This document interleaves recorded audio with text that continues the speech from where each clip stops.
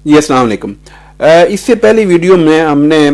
ये बात आपके साथ शेयर की थी और इस चीज़ का जायज़ा लिया था कि एक अच्छा जज कैसा होना चाहिए और जज की कैसी सलाहियतें होनी चाहिए। और उस वीडियो से हमने ये बात भी आखिर में इस पे ख़त्म की थी कि हमारे जजेस उन सलाहियतों पर जो इंटरनेशनली या इस्लाम के या कानून के या आइन के मुताबिक जो जज होना चाहिए, हमारे अक्सर जज उन सलाहियतों वाले नहीं होते हैं और अमूमन देखते हैं कि ऐसे नहीं होते। हमारे जज ऐसे होते हैं कि आप देखिए कि वो सियासतदानों से प्रेशर ले लेते हैं। हमारे जज ऐसे होते हैं कि वो बाज़ औक़ात उन तक रिश्वत पहुंचा दी जाती है और उस रिश्वत के ज़रिए फ़ैसले करते हैं। जैसे मशहूर है मियां नवाज शरीफ के बारे में, उनके ख़ानदान के बारे में, कि उनका ये तरीक़ाकार है कि वो कहते हैं जी वकील करने के बजाय जज कर लिया जाए, तो जज कर लो तो फ़ैसले आसान होते हैं। तो पाकिस्तान में बहुत सारे जो साहिब सरवत लोग हैं वो जज कर लेते हैं और जज करने से उनके ख़िलाफ़ कोई फ़ैसला नहीं होता या फ़ैसले उनके हक़ में आते हैं। इसके अलावा वो प्रेशर ले लेते हैं, उनमें अखलाकी मॉरल एक्सीलेंस इतनी नहीं होती कि वो स्टैंड ले सकें, इतने रेजिलियंट नहीं होते। तो जो सारी खूबी हमने पिछली वीडियो में बयान की हैं, उस तरह के जज हमारे यहाँ अमूमन अदालतों में नहीं पाए जाते।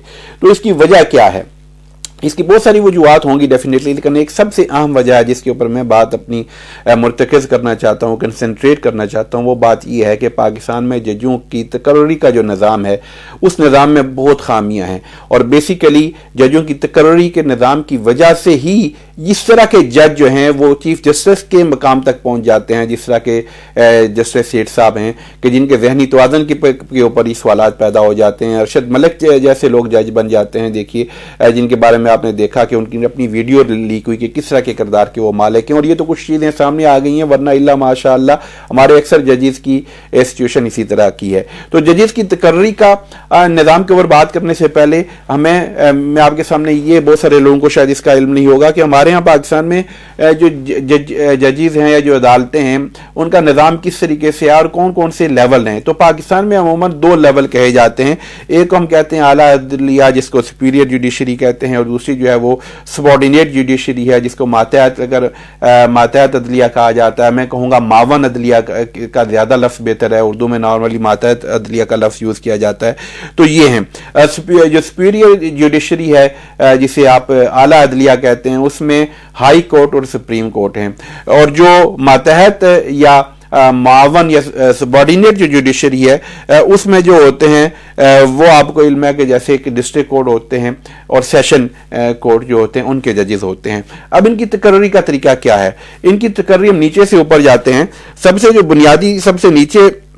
जिसे आप कहते हैं कि सिविल जज जो होता है, तो सिविल जज की अपॉइंटमेंट जो होती है वो सूबाई जो हाई कोर्ट है वो करती है, और वो करती है सूबाई जो पब्लिक सर्विस कमीशन है उसकी सिफारिश के ऊपर करती है। तो ये सिविल जज का जो निज़ाम है ये कंपैरेटिवली बेटर है, क्योंकि पब्लिक सर्विस कमीशन इम्तिहान लेती है। इम्तिहान लेने के लिए उनकी बुनियादी काबिलियत LLB है, वो इम्तिहान काफ़ी सख्त इम्तिहान होता है और उस इम्तिहान का लेवल अगर इम्प्रूव किया जाए और उसको CSS के बराबर कर दिया जाए और उससे भी बेहतर किया जाना चाहिए।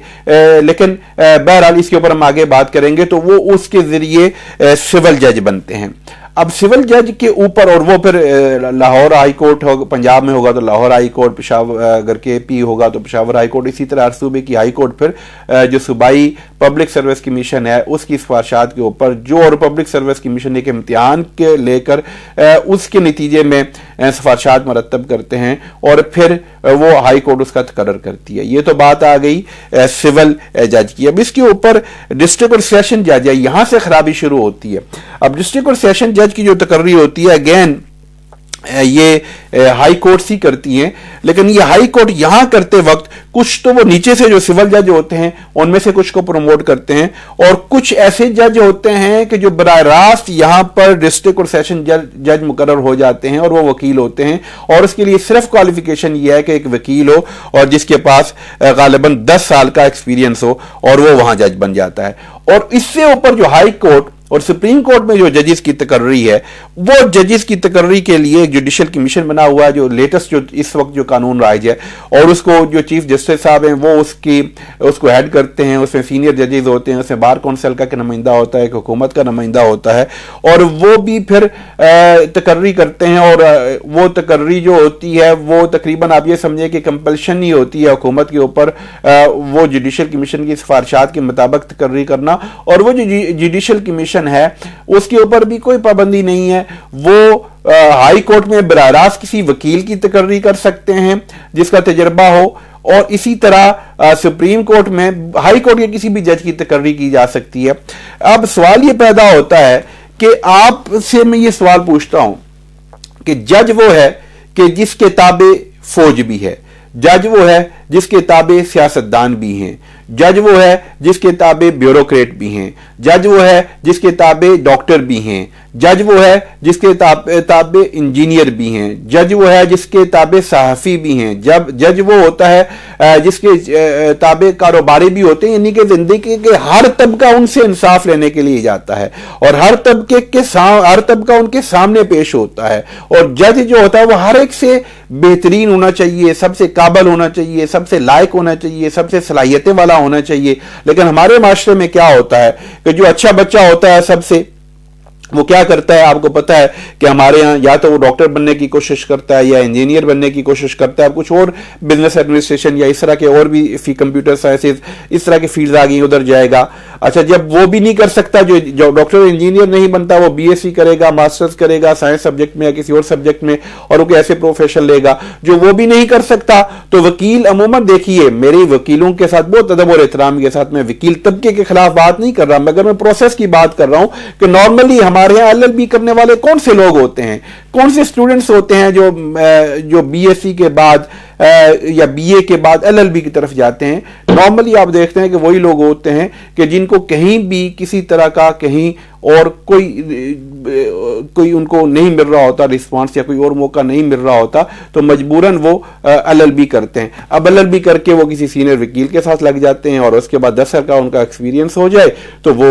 डिस्ट्रिक्ट जज के काबिल हो जाएंगे और इसी तरह वो हाई कोर्ट के जज के भी काबिल हो जाएंगे। और अगर वो बार काउंसिल में जो जज लगा हुआ है उन्होंने उसकी अच्छी कैंपेन चलाई होगी या बरादरी से ताल्लुक होगा या इस तरह के दीगर मामलात होंगे, पसंद नापसंद होंगे, तो उस बुनियाद पर उसकी तकर्री हो जाएगी और इसके ऊपर किसी को इतराज भी कोई करने की गुंजाइश नहीं होगी। और फिर आप देखिए दूसरी तरफ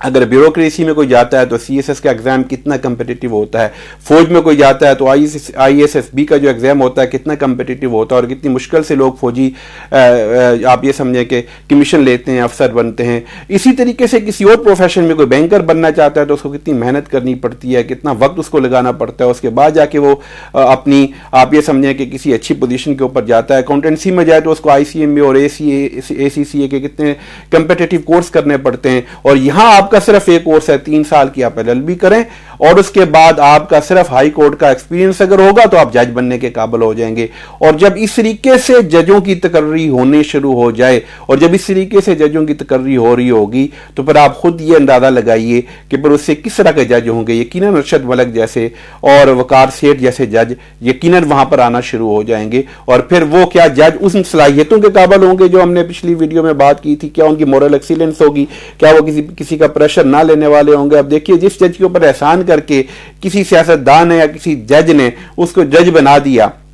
और वो जज बनने के काबिल नहीं था, वो उसके लिए उसमें सलाहियत नहीं थी, काबिलियत नहीं थी, वो अपनी सलाहियत, काबिलियत और मेहनत की बुनियाद पे जज नहीं बना बल्कि किसी के एहसान की वजह से या किसी की फेवर की वजह से जज बना, तो वो तो पूरी उम्र उसकी फेवर के ताबे रहेगा और उसको फेवर देता रहेगा। अब अमूमन ये कहा जाता है कि लाहौर हाई कोर्ट में ये कहा जाता है कि वहां पर जो नवाज शरीफ और ये फैमिली है इनके खिलाफ कभी कोई फैसला नहीं आता और हमेशा उन्हें लाहौर हाई कोर्ट से रिलीफ मिलता रहा है और मिल रहा है और आजकल भी मिल रहा है। उसकी वजह क्या है? उसकी बड़ी वाज़ेह वजह है, सादा सी वजह यह है कि 40 साल से ये हुक्मरान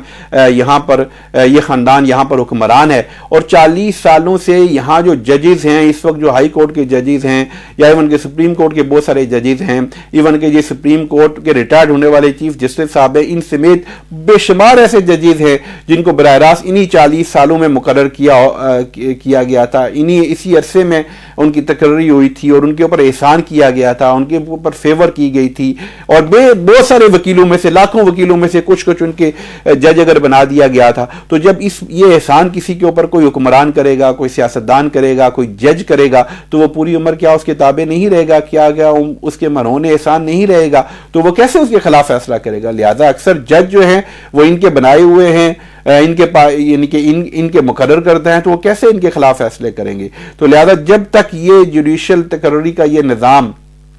جو ہے یہ تبدیل نہیں ہوتا تب تک پاکستان میں جوڈیشری کا نظام بہتر نہیں ہو سکتا. اور یہ نظام تبدیل کرنے کے لیے خواہ سیاستدان ہوں خواہ ججز ہوں کسی کے ہاتھ میں ایسا اختیار نہیں ہونا چاہیے کہ وہ بغیر وہ اس طریقے سے کسی کی تقرری کر دی جائے. اب وہ میرے خیال میں اس کے اوپر بحث ہونی چاہیے, میرے خیال میں اس کے اوپر اوپن ڈیبیٹ ہونی چاہیے, جلدی میں کوئی فیصلہ نہیں ہونا چاہیے, ڈسکشن ہونی چاہیے کہ پاکستان میں ججوں کی تقرری کا نظام کس طرح فول پروف ہو اور کیسا نظام ہو جو پاکستان کے معاشرے میں, جو پاکستان کی جو ٹوٹل ایک